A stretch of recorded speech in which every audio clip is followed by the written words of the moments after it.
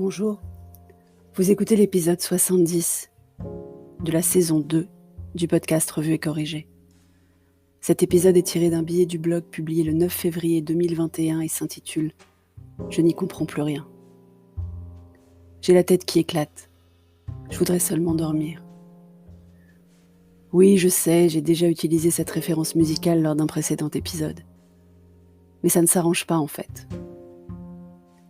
Donc les médecins n'arrêtent pas de nous dire que la décision de ne pas reconfiner est mauvaise, que les chiffres vont exploser et qu'on va droit à la catastrophe.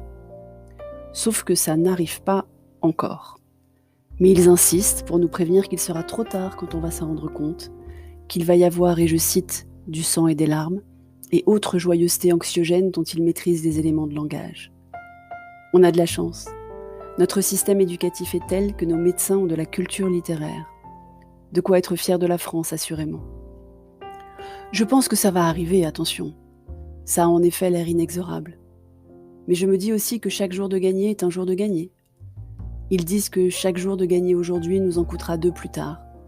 On ne saura jamais, puisque l'A/B test est impossible. Dialogue de sourds. Je n'en reviens pas qu'on n'ait toujours pas d'infos fiables et vérifiées par les pairs sur l'effet du vaccin sur la transmission du virus. Et donc, je ne comprends pas plusieurs articles qui, 1, parlent d'atteinte de l'immunité collective et 2, de passeport vaccinal. Dans ma compréhension, mais je ne suis pas médecin, l'immunité collective arrive quand un certain pourcentage de la population est immunisée. Sauf qu'avec les vaccins à ARN messager, apparemment, on n'est pas immunisé stricto sensu. On est protégé que ça dégénère en forme grave, donc on est malade, on porte le virus, alors qu'une immunité signifie généralement qu'on n'est pas porteur, même sain, et peut-être, mais seulement peut-être même, qu'on est contagieux. Donc le virus circule toujours. Donc les personnes non vaccinées sont en effet à risque, puisque les personnes vaccinées ne font pas barrière en empêchant la survie faute d'hôtes, voire la circulation du virus.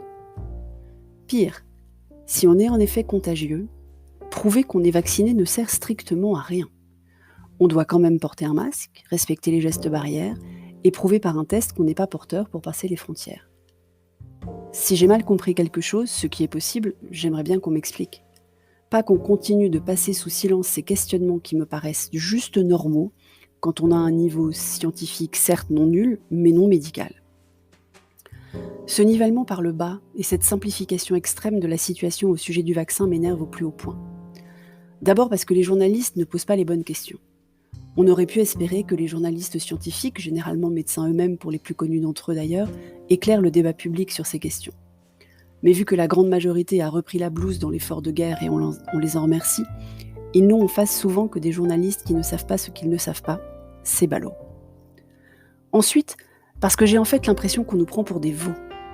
Plutôt que de nous expliquer les tenants et les aboutissants de la situation avec pédagogie et précision, en laissant ouvertes les questions ouvertes, on nous assène des grandes demi-vérités en nous prenant pour des idiots ou des idiotes, totalement dénués de sens critique et de sens de la nuance.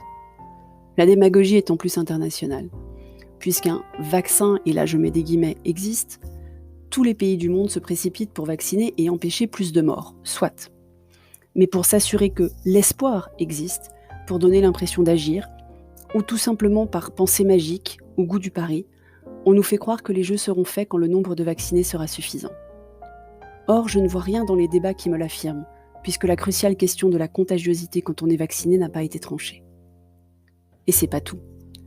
J'ai déjà eu l'occasion de poser ici mes réflexions sur l'adaptabilité phénoménale de notre adversaire. Si le vaccin n'empêche pas le virus de se propager mais ne fait que protéger des symptômes et d'éviter les cas graves, alors le virus vivra sa vie de virus, passant d'hôte en hôte, parfois même pour longtemps, mais n'aura pas à évoluer pour survivre. C'est un cas de figure mauvais pour l'importance du vaccin dans le relâchement des mesures barrières, mais bon pour la stabilité de l'efficacité du vaccin pour lutter contre la mortalité.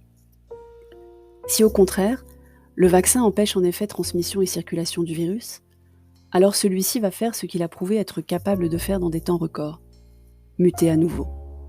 Muter pour devenir cette fois résistant au vaccin, comme il a muté à Manaus et au Cap pour réinfecter des personnes déjà guéries de sa souche mère, comme je vous le disais dans un précédent épisode. Donc normalement, là, vous avez compris le choix de l'illustration de ce billet. On n'en a pas fini dans les deux cas. Merci de m'avoir écouté. Si vous écoutez sur Apple, surtout laissez un commentaire avec vos 5 étoiles. Et sur toutes les plateformes de balado-diffusion, abonnez-vous et partagez. À bientôt.